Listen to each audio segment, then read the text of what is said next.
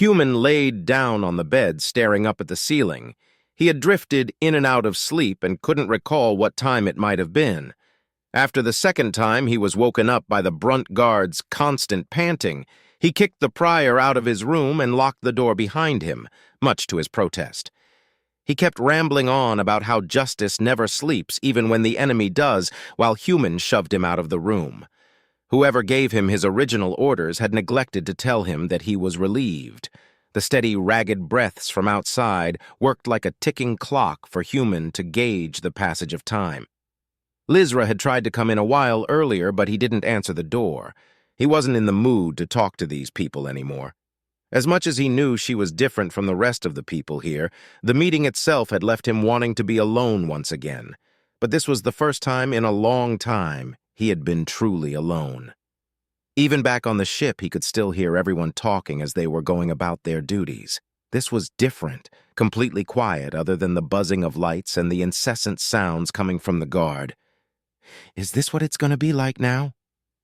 Just out on my own. Where am I going to go once I get out of here? What am I even going to do? He envied the Brunt on the other side of the door now, not having any other purpose in life other than being told what to do. Nothing to worry about except the next mission. He couldn't stop himself from thinking about how worried the commander was when he was asking about other humans. He tried not to show it, but he was genuinely afraid of the possibility of them being out there somehow. But that's not possible. I saw them die. They're gone. That part of my life is over. They're never coming back. For better or worse, it's over.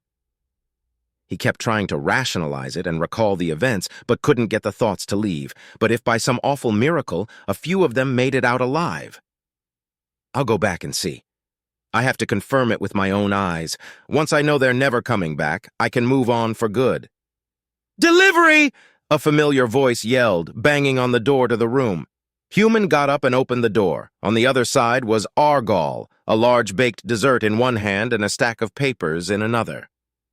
What are you doing here? I thought you were working on a ship or something, Human asked, stepping back and inviting him into the room.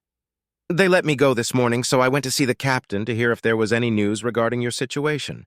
She told me you were free to go, so I went and got this tabby in celebration, Argall said, sitting down on the bed and placing the large green dessert on the table. Thanks, but I'm not hungry. Oh, I figured you weren't going to eat it. I just wanted to offer it so I wouldn't feel so bad about eating the whole thing myself. You seem down, more so than usual, and that's impressive, he observed, placing the stack of reflective papers down on the bed. He started to tear apart the dessert, which looked like it may have been composed of some sort of meat. The captain was sad, too, when I talked to her. Is everything all right? I thought it was good news at the meeting, no? It was, kind of. It's just been stressful being cramped up like this, especially when other people are once again trying to decide for me how my life is going to play out. But I'm in the clear now, waiting on Tic-Tac to get back before I head out. Oh, I was hoping he would be here.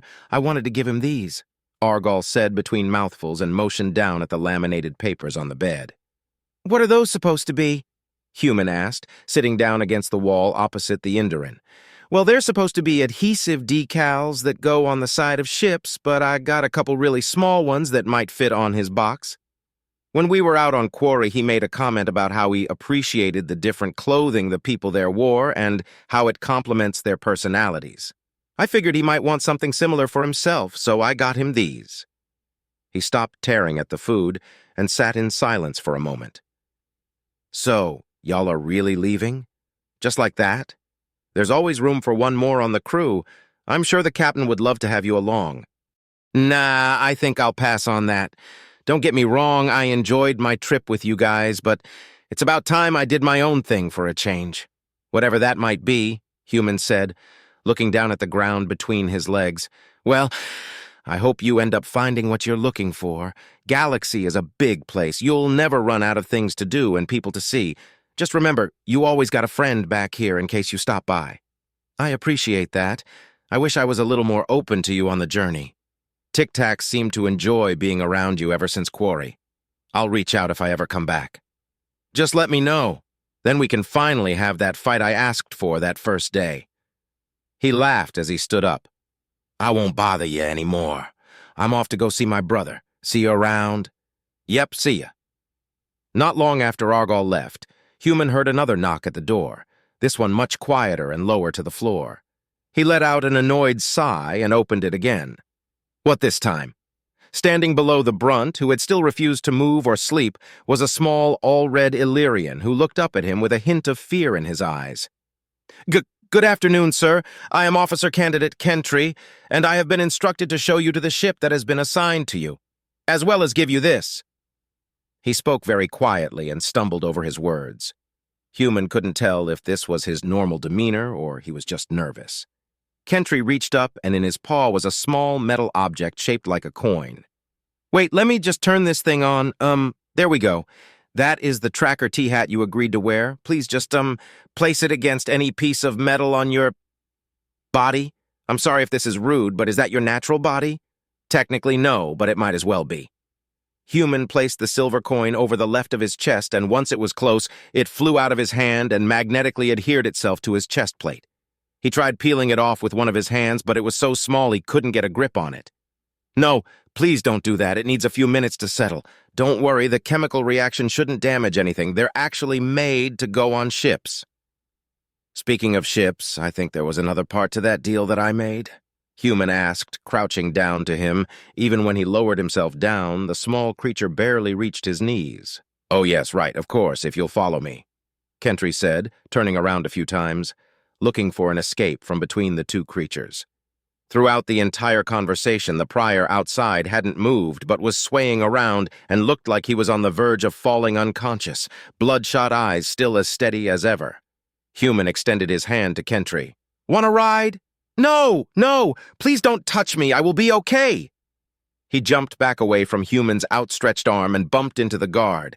He quickly scampered out from under the brunt on all fours before standing back up on 2 feet, heading down the hall. Just, right this way, sir. Human followed closely behind, and a second later the prior behind him spoke up. Where you going? You cannot escape. Mine watchful eye, he said, stepping forward unsteady on his feet, nearly bumping into the wall. What is your problem? Seriously, go take care of yourself. You look like you're about to die. When was the last time you had something to drink? Human looked over the brunt that kept trying to make his way towards him. The keeper of the human, not bound to worldly commodities like sustenance. The restless guardian yields to no physiologic. He fell to the floor before he was able to finish his sentence, already snoring before he hit the ground. You guys need to be more careful with how you use these guys. Seems wrong to forget about him like this, Human said, as Kentry tried to keep going. His first-line leader must be indisposed. I'll let someone know, but please, just this way, sir. Kentry spoke as he pulled out his interface to make a call. Please stop calling me, sir. Human works fine, he mumbled. Sorry, Sir Human, Mr. Human. The officer candidate quickly apologized. He sighed as he followed the Illyrian down the halls and into an elevator. After a few more minutes of slow walking, trying to keep pace with the tiny creature, they walked out into the open spaceport that they had passed during their initial landing. The spaceport was as busy as it had been the day they arrived. Until now, Human hadn't been able to see how far the base extended. Its size was comparable to that of a major city.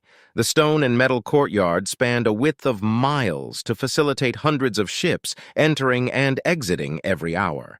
Kentry led him to a small vehicle that hovered a few centimeters above a flat magnetic track.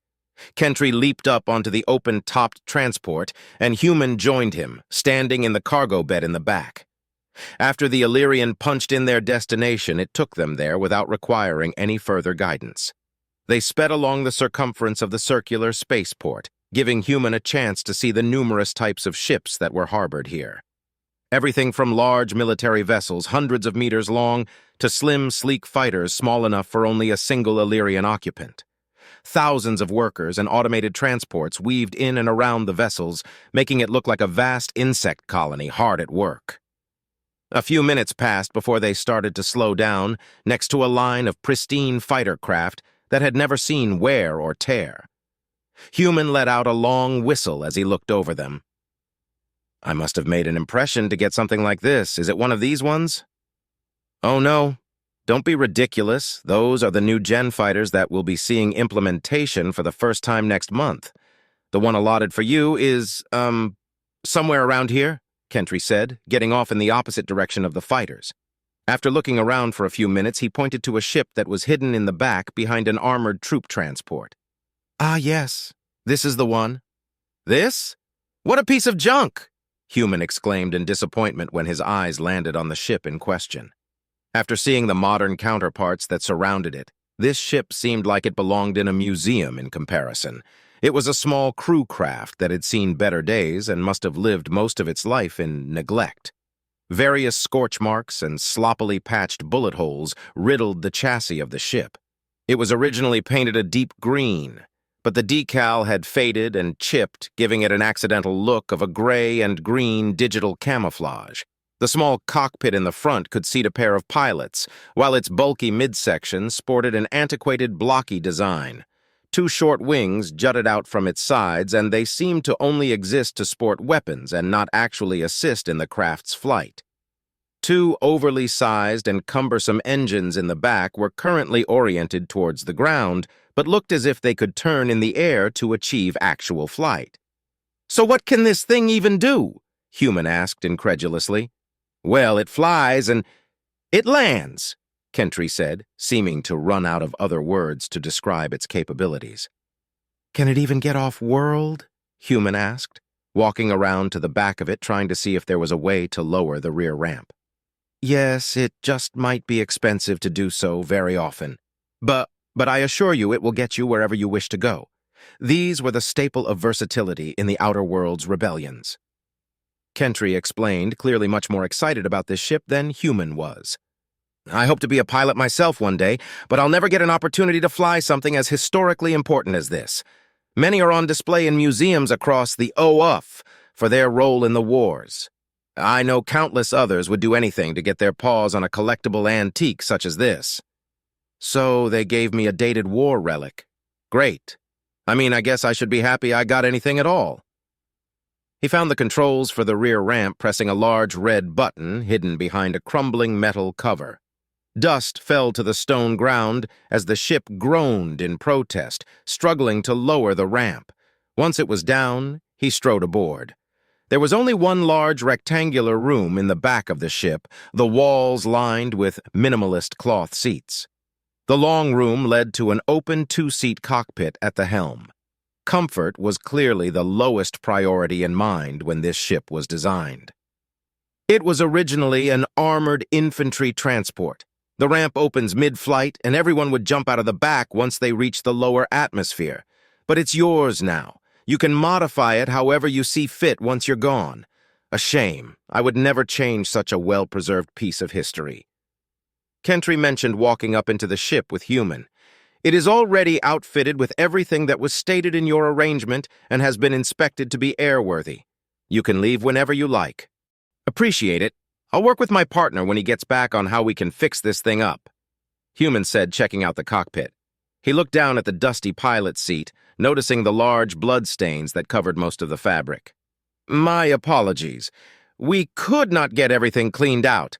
The last mission this ship flew was a little less than successful," Kentry explained when he saw that Human was looking at the dried blood.